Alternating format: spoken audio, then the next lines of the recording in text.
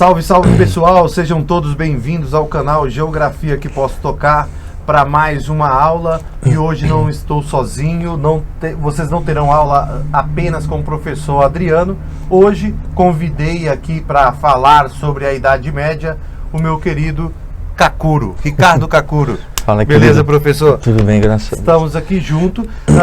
Para acabar a monotonia só das aulas com o Adriano, convidei um professor que tem uma grande admiração, domina muito de história, vai falar de uma linguagem muito simples, mas antes do Kakuro começar a falar sobre a matéria que ele veio aqui falar hoje, vamos conhecer Ricardo Kakuro, certo? Certo. Trabalha lecionando há quanto tempo, Ricardo? Uns 22 anos. Então conhece a maioria desses cabritos que estão assistindo aí, né? Sim, sabe conheço. Tudo. Sim. Então se prepara, o Kakuro é ótimo para dar 0 em prova. No dia das provas dele, todo mundo saía chorando, gritando das provas, porque Kakuro é ferrenho. Não é isso, Nada Kakuro? disso, nada disso. Ai do professor que não é amigo do aluno. É verdade, você tocou agora uma palavra, a amizade entre professor e aluno é fundamental. Mas vamos começar logo direto ao assunto. O professor Kakuro já leciona há muito tempo e tem uma vasta experiência na disciplina História. E é isso, eu vou deixar ele bem à vontade para poder falar. Vamos falar aí desse período da Idade Média e algumas coisas que eu também tenho dúvidas. Vou interferir fazendo pequenas perguntas pontuais, mas a palavra é com o Kakuro. Obrigado, Adriano. Muito feliz de estar aqui, tá? Principalmente com meu colega, meu amigo Adriano, de muito tempo que nós trabalhamos juntos já. Bom, pessoal, nós vamos falar sobre a Idade Média. Mas para falar sobre a Idade Média, nós vamos falar sobre o quê? A Idade Antiga. Mas caramba, professor, por que eu tenho que falar sobre a Idade Antiga? Por que eu tenho que lembrar, saber alguma coisa em relação à Idade Antiga? Porque existe uma ligação, tá? Para que a gente entenda por que existiu a Idade Média, né? Bom, falar sobre a Idade Antiga, nós temos que lembrar dos romanos, do Império Romano, do Oriente e do Ocidente. Lembrando que nessa época que nós estamos falando, da crise do Império Romano, o lado ocidental romano já havia sido totalmente dominado pelos povos bárbaros que vinham do Oriente, tá? Principalmente os povos germânicos. O Oriente... Só uma perguntinha, Kakuro. Esses povos bárbaros que vinham de onde? Do Oriente. Do Oriente. E eles eram... me confunde muito essa questão dos povos bárbaros. Eram animais? Eram pessoas? Que tipo de gente era? Muito boa essa sua pergunta. Por que bárbaros? O termo bárbaro era utilizado pelos romanos. Quem não era romano... Era bárbaro, era ignorante, porque eles dominavam a cultura na época, entendeu? Ou se achavam acima de todos. Por isso que eram chamados povos bárbaros. Muito bem, vamos renomeá-los então. Eram povos principalmente germânicos que vinham do lado oriental. E eles queriam atacar Roma. Mas por que atacar Roma? Porque eu quero atacar quem tem dinheiro. Eu não vou atacar o mendigo que está na rua, certo? Coitado do mendigo. Tem gente que ataca, o mendigo deita e ele acorda sem o tênis. Enfim, né? Vamos na Idade Média. Exatamente. Mas eles queriam atacar quem realmente tinha poder e dinheiro. Quem eram? Os romanos na época. Eles começaram a atacar esses romanos, tá? E começaram a criar os seus primeiros reinos. Lembrem, até então só existiam impérios romanos e passam a existir reinos. Esses reinos vão ser criados por esses povos bárbaros, tá? Orientais, que vieram e dominaram Roma e chegando aqui, que fizeram um acordo com aqueles que moravam aqui. Com qualquer um? Não. Eles fizeram um acordo com os patrícios. Quem eram os patrícios, Adriano? Eu já ia perguntar isso. Quem eram os patrícios? Os patrícios, Adriano e pessoal, eram aqueles caras que tinham dinheiro. Por que eles tinham dinheiro? Porque eles tinham poder. Por que eles tinham poder? Porque eles tinham terras. Ligando uma coisa a outra, quem tinha terras tinha poder. Exatamente. E tinha dinheiro. Exatamente. Patrícios, determinação, palavra romana que queria dizer pai de todos. Patrícios, e pai de aquela famosa todos. frase de um pai: manda quem pode, obedece quem tem juízo. E que não tem dinheiro e terra, no caso, na época, né? Podia ter juízo, mas se não tivesse dinheiro e terra, não seria. O patrício ia mandar o pau. Pois bem, esses patrícios fizeram um acordo com os bárbaros, com esses reis, novos reis bárbaros, tá? Que acordo era esse? Vocês podem continuar na minha terra cultivando, só que a terra é minha, o rei falou. E vocês vão cultivar. Ah, mas o patrício falou, mas eu quero alguma coisa em troca também. Tudo bem, o rei falou o seguinte: eu deixo você cobrar impostos, fazer a justiça, decidir quem vive ou morre e criar leis. Mas isso não conota ou não dá uma ideia de perda de poder para o rei? Sim, porque nessa época chamada Alta Idade Média, aconteceu muita fragmentação territorial. Vamos lembrar, os patrícios dominavam vastos territórios. Agora esses vastos territórios se transformaram em reinos após a dominação bárbara, né? Desses reis que vieram lá do Oriente. E eles delimitaram territórios para que esses patrícios, no caso, vivessem, que eram chamados de feudos. Então o acordo que foi feito com esses patrícios foi o quê? Vocês moram, dominam, cobram impostos, fazem justiça, criam leis nas minhas terras e que passam a chamar feudos, locais delimitados. Esses feudos, por conta... Rapidinho, desculpa, Kakuro, só para eu continuar aqui o raciocínio. Então esses patrícios passam a se chamar senhores feudais. Exatamente. Por quê? Porque as terras são divididas, são chamados de feudos. Ótimo. E aí, esse cara, ele tinha o domínio sobre tudo ali. Sobre o feudo. Da economia, se ele precisasse punir alguém, ele punia, ele criava leis. O rei não vinha lá e interferia. Não, o rei só recebia impostos. Ou seja, tudo aquilo que era cobrado, explorado daquele trabalhador rural era transferido, boa parte dele, para o rei. O rei fazia só o quê? Olhava, comia, põe o pé em cima da mesa e ficava esperando como gastar aquele dinheiro, como centralizar. É uma outra história. Outra história, exatamente. Pois bem. Presta atenção no Kakuro, porque eu falo muita besteira. Imagina. Pois bem, nós estamos falando sobre fragmentação territorial que levou à fragmentação de poder do rei. O rei não era satisfeito, não estava satisfeito com essa decisão, com essa situação. Qual situação? De fragmentação de poder. E aí ele começa... Porque eu estou fazendo uma comparação, Kakuro, para o rei, se ele está lá, ele quer concentrar o poder na mão dele, ali está dividido entre vários. Vencer vários nessas divisões... Exatamente. E além de ser vários, cada senhor feudal tinha o seu exército. Sim. Entendeu? Pago. É uma milícia, né? Uma milícia paga. Exatamente. Você pagava e ele defendia aquele território. Então ele chegou a ter mais poder que o próprio rei. E o rei não estava satisfeito com isso. Se juntar todos os senhores feudais com seus exércitos, acabava com o rei. Eles tinham mais poder que o rei. Porque eles precisava de um equilíbrio. Exatamente. Pois bem, para que existisse essa relação feudal, de dominação feudal, tinha que existir quem trabalhasse na terra. Quem trabalharia na terra?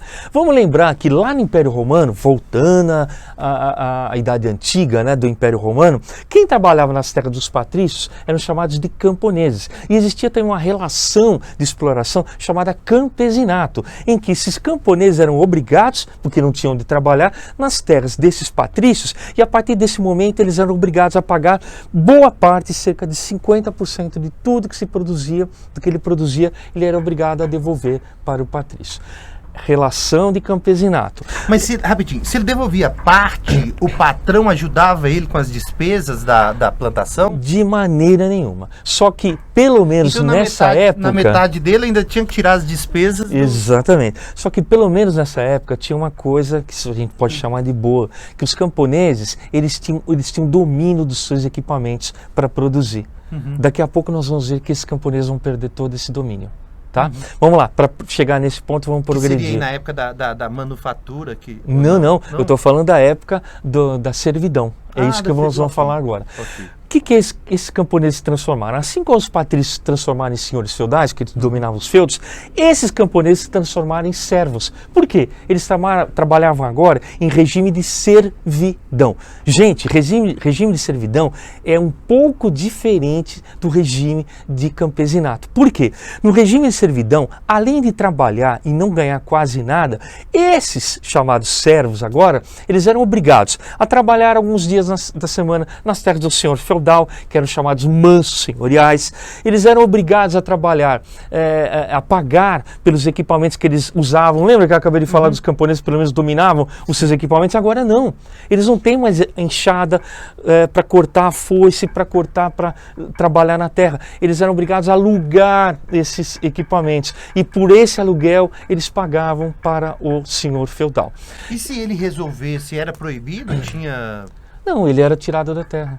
sim. E uma vez fora da terra. Simples, Não, é simples assim, porque uma vez fora da terra, ele não tinha como sobreviver. E estava sem proteção. Exatamente, porque nesse momento, além de ataques bárbaros, existiam ataques de outros senhores feudais, querendo dominar os feudos do outro senhor feudal. Então, uma família sozinha, no meio de uma floresta, no meio de um campo, morreria, porque esses senhores feudais, com seus exércitos, acabariam com eles. Entendeu? Então, em troca, no caso de eu pagar essas obrigações de serviço, eu tinha proteção desse senhor feudal. Sabe o que contextualizando essa questão da Idade Média, se essa Idade Média era toda essa loucura, o que impedia essas pessoas, por exemplo, alguém está ali trabalhando muito só para sobreviver, o que impedia ele lá de se matar? Mas é muito apressadinho esse menino. Nós vamos chegar lá, Adriano. Nós vamos chegar lá. Porque eu estou preocupado com o pobre trabalhando. Não, o pobre trabalha até hoje e não ganha nada também. E ainda continua sendo explorado, mas é uma outra história, então uma outra aula. Vamos lá.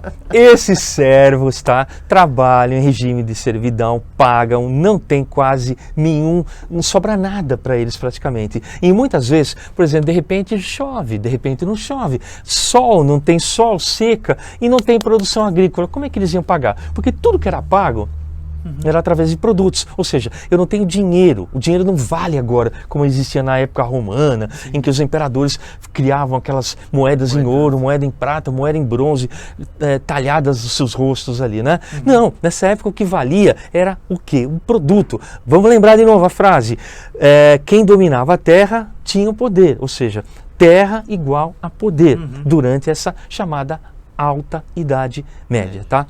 Progredindo, caminhando aí para frente, nós chegamos, passando dessas obrigações de serviço em que os servos eram explorados, tá? Nós vamos chegar na Baixa Idade Média. Aí começa a mudar as coisas, meu querido, tá? A Baixa Idade Média vai de que século a que século, você sabe? Sim, a Baixa Idade Média está dentro do século ainda XV, tá? Então ainda abrange o século XV. Só no final do século XV e começo do século XVI é que nós temos a modernidade. Tá? Final do século XV, início do século XVI, tá? Bora lá então. Baixa Idade Média. Nós falamos sobre a Alta Idade Média, agora nós vamos falar sobre a Baixa Idade Média. Período em que, pessoal, lembra aquele rei, o Adriano apressadinho, falando do servo que não aceitava aquela... Pô, como sou sendo explorado e não tenho nada? Agora o cara vai começar a falar, peraí, eu acho que eu tenho direito a alguma coisa. Ele começa a fazer o quê? Não solicitar direitos, porque não existiam direitos humanos, como nós já falamos em outro momento aqui. Mas ele começa a perceber que se existe uma crise dentro do feudo, o seu feudal não está tendo condições agora, gente, nem de dar comida para esse servo. E o servo começa a fazer o quê? Ele começa a sair. O senhor feudal, quando ele não consegue nem pagar, dar comida para esse servo, ele inicia um movimento chamado de cruzadas. O que foram as cruzadas? Rapidamente. As cruzadas foi um movimento militar religioso que aproveitou o rei e o papa. O Papa viu muito, perigosamente, o avanço de toda aquela religião, no caso, que vinha do Oriente, tá? E a partir desse momento, ele, juntamente com os reis, tá, e os nobres, eles criam esse movimento, tá, chamado de cruzadas, para dominar outros territórios, porque aqueles senhores feudais tinham filhos e não dava para deixar nem um pedaço de terra para todos os filhos. Ele tinha que deixar para o primogênito, o mais velho ficava com a terra, e esse mais novo que tinha que o quê? Correr atrás do seu pedaço de terra, através das chamadas cruzadas. Por que eu falei que foi um movimento militar? Perdão.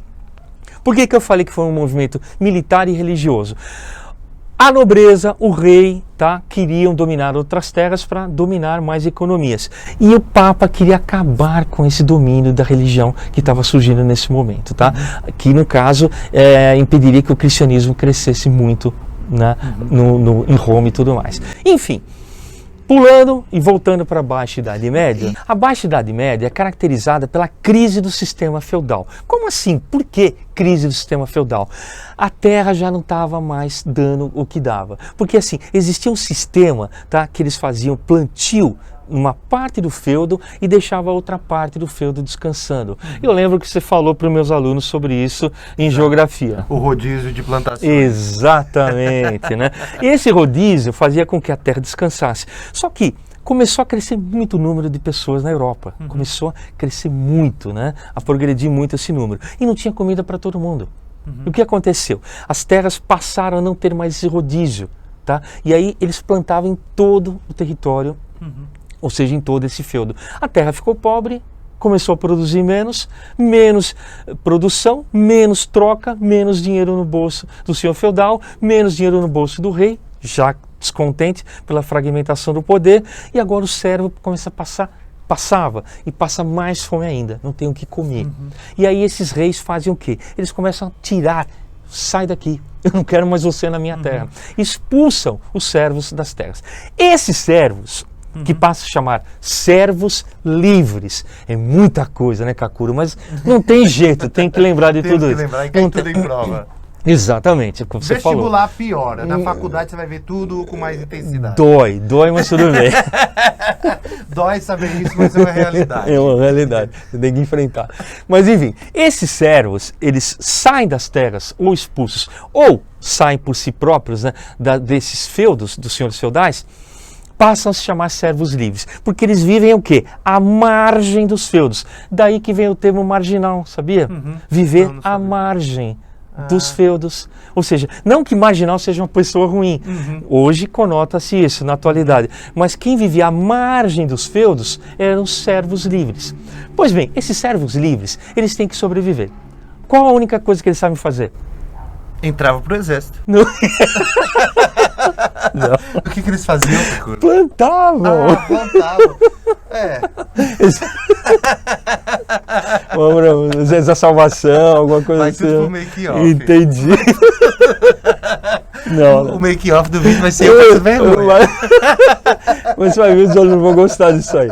Mas tudo bem. São as melhores partes, o que eu mais gosto do vídeo. Eu também. Mas vamos lá, voltando.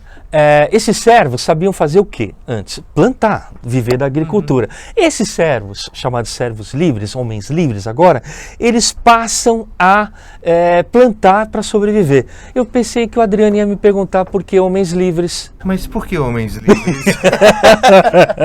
Bem normal, né mesmo? Por que os homens livres? Porque existia um contrato que tinha que ser assinado por esses servos de fidelidade com os senhores feudais. De palavra. Nada, escrito. Escrito? Escrito que se possível a sangue, não, tô brincando, não. Escrito, ele tinha que escrever, ele tinha que assinar. Ele e toda a família dele. A sua nota na prova do Kakuro vai 0 escrita a sangue. Você começa a lágrimas, dele. Porque eu não gosto de dar 0, é lágrimas, eu vou chorar. É uma coisa menos impactante, eu prefiro sangue. Desculpa, mas bem, vamos lá. Esses servos, eles eram obrigados a assinar um contrato com esses senhores feudais de fidelidade que passava de geração para geração, ou seja, o pai, o filho, o neto, o bisneto, o tataraneto eram obrigados a trabalhar nas terras do senhor feudal, obrigados. A partir do momento em que eles rasgam esse contrato e falam, sai daqui, servo, que eu não tenho nem como te alimentar, eles passam a ser o quê? Homens livres, servos livres. Esses servos livres, eles têm que sobreviver, eles vão fazer o quê? Plantar e te retirar da agricultura todo o seu sustento.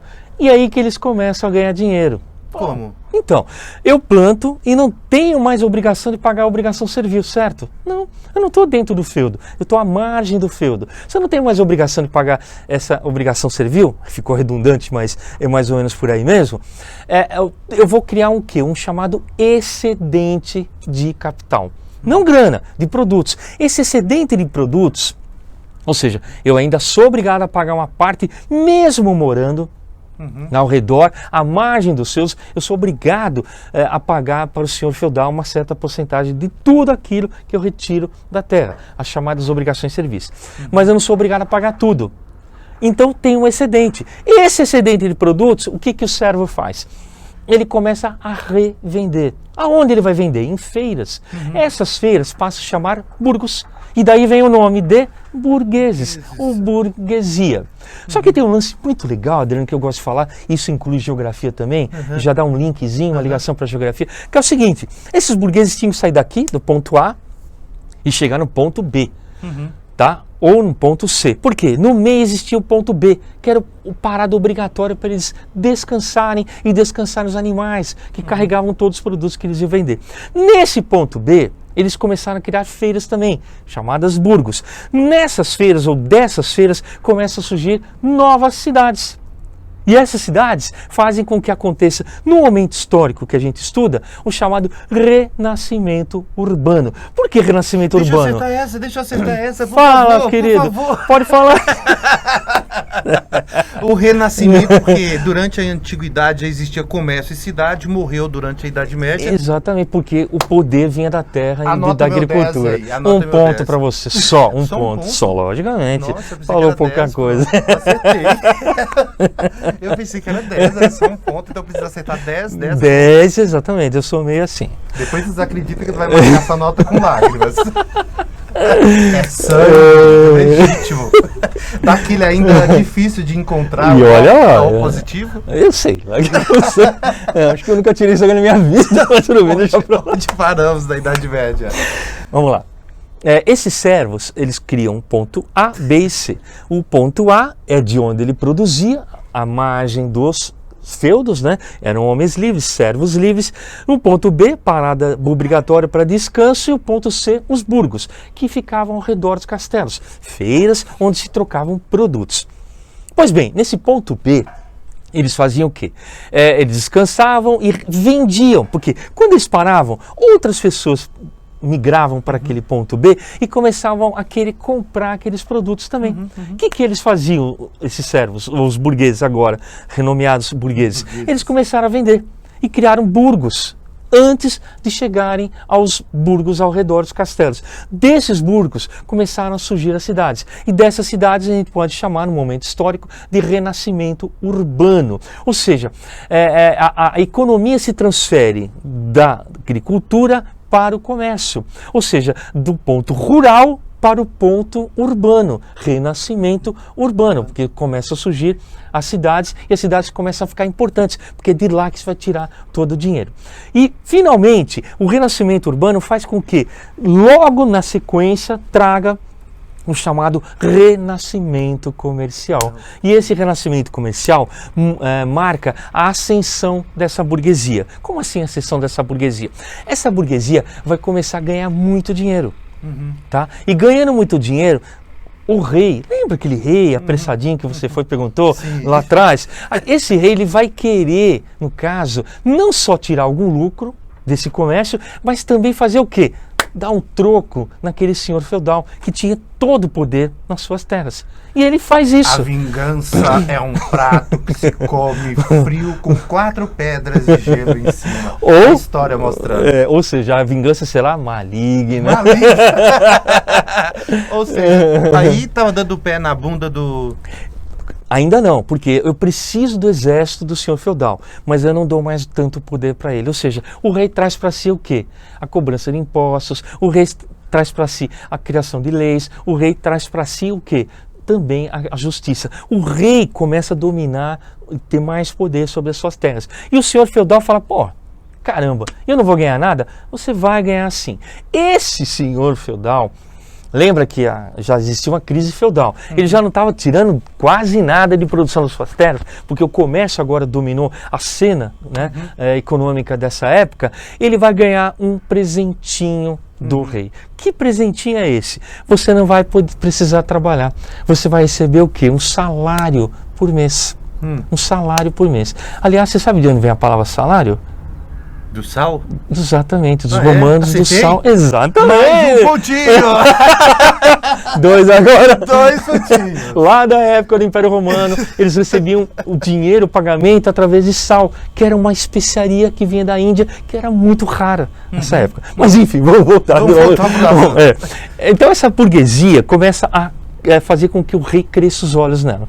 Então o rei deixa de dar tanto poder, mas ainda precisa desse senhor feudal, mas começa a patrocinar em ideias, tá, e leis a burguesia. A burguesia não é mais obrigada a pagar nada para o senhor feudal. Lembra que pagava algum dinheiro, algumas coisas para o senhor feudal? Não, ele não tem mais a obrigatoriedade de pagar nada.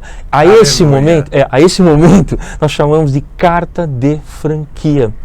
Por que franquia? Franquia onde não se cobra impostos. Zona Franca de Manaus, onde lá se instituíram a maioria das indústrias quando vieram do exterior. Porque lá não se paga... E cai muito esse negócio de Zona Franca de Manaus. Pra caramba, gente. De impostos, pra caramba. Muito, é atual, tá tentando tirar a Zona Franca de Manaus lá e se informar. Pra caramba. Enfim, tá? Tendo essa ajuda da burguesia, o rei almeja passos maiores. Que passos maiores seriam esses? Aí, gente, a gente vai parar por aqui, que é as chamadas criação dos estados nacionais, onde o rei agora cria a chamada nação. E agora ele tem, sim, todo o poder em si. E aí, daqui para frente, da criação dos estados nacionais, demanda outra aula que é chamado absolutismo, que acontece na Idade Moderna. Vamos gravar depois, mas antes eu quero fazer uma pergunta para o Kakuro aqui, que me perdi ali, não fiz essa pergunta, que é, sabemos que quando a Idade Média começou a aproximar do final, vimos que estava rolando todo uma pobreza, coloque aí em poucas palavras para mim, qual a influência da peste negra nisso tudo? Perfeito. Outro fator que levou também à crise do feudalismo foi a peste negra, entre outras calamidades.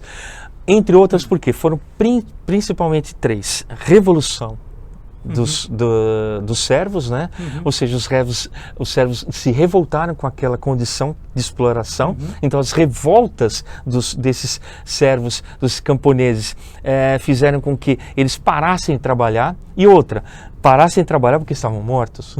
Ou seja, o exército dos senhores feudais começaram a reprimir muito fortemente toda e qualquer tentativa desses camponeses de tentarem ter uma terra deles. Então, morreram muitos camponeses, surgiu a peste negra, que foi a peste negra, a peste bubônica, do xixizinho, do cocôzinho do rato. Então as pessoas absorviam alimentos e água contaminados e morriam, tá? E finalmente a Guerra dos 100 Anos, que durou 116 anos. Gente, é uma pegadinha que aparece de vez em quando na USP, tá? Eu quase caí isso aí na época que eu fiz lá a minha prova, tá? A Guerra dos 100 Anos durou 116 anos exatamente. Ah, mas por que chamaram a Guerra dos 100 Anos? Porque ficou mais fácil a nomenclatura. Guerra dos 100 Anos, tá? Então a Guerra dos 100 Anos matou muita gente. Tá?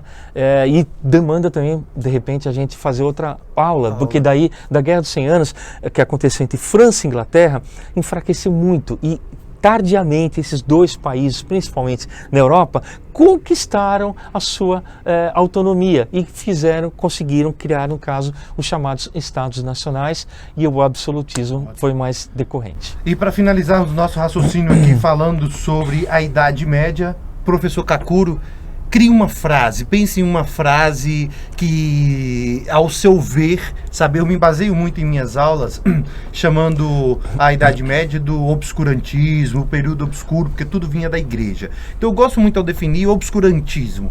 O que? Uma palavra, uma frase, uma ideia que você destaca, assim, que te mostra a Idade Média na sua visão?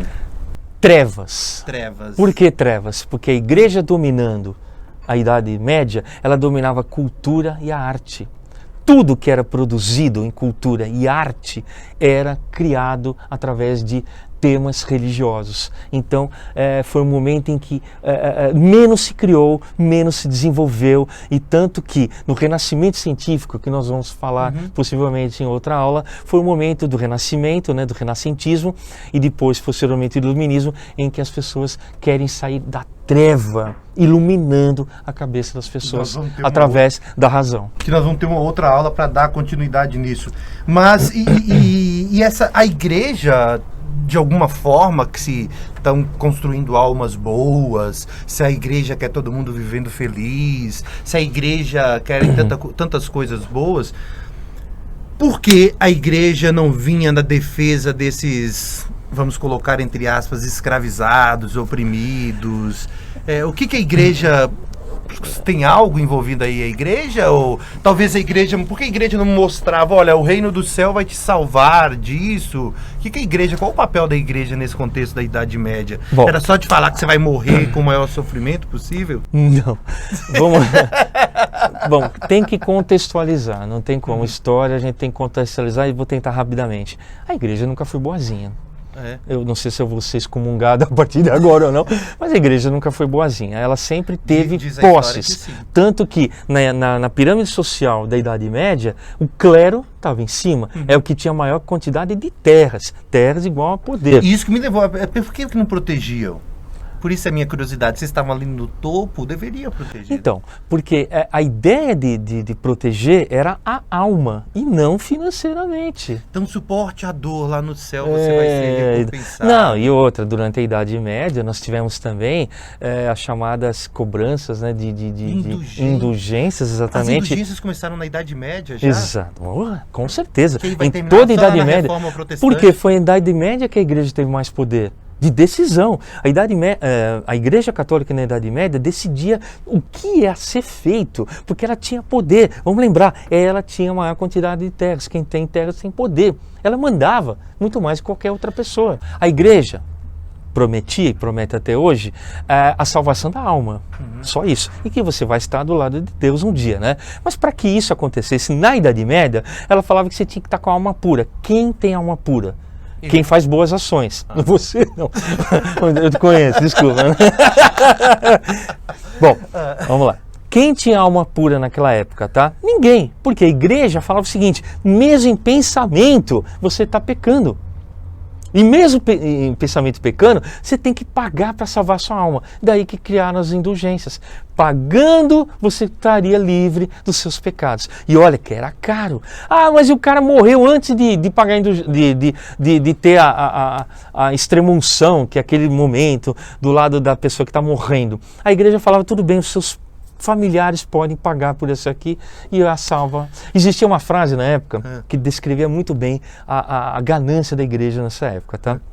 Que era o seguinte, ao tilintar da moeda no cofre da igreja, sua alma está salva. Ou seja, quando você ouvia o plim da moeda, a sua alma estaria salva no plano espiritual. E lembrando o seguinte, uma outra aula também, pessoal. Quando a gente fala sobre Martinho Lutero, tá? E fala sobre toda a revolta, né, que houve, a gente tem que falar do luteranismo e tudo mais. Por que existiu o luteranismo? Não só porque Lutero não acreditava na salvação da alma através do dinheiro, de boas ações, mas também o fato, cara, de que você salva a alma com boas ações e não simplesmente pagando.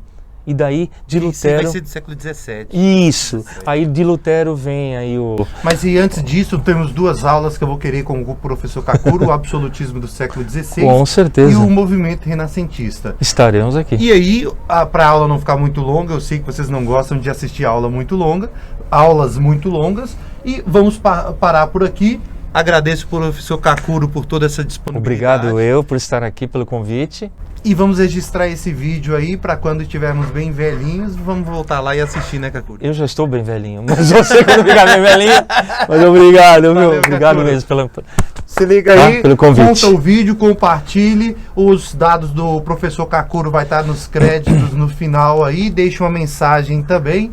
Vamos nos comunicar. Quem não se comunica, se estrumbica. O famoso Chacrinha já dizia isso. Beijão.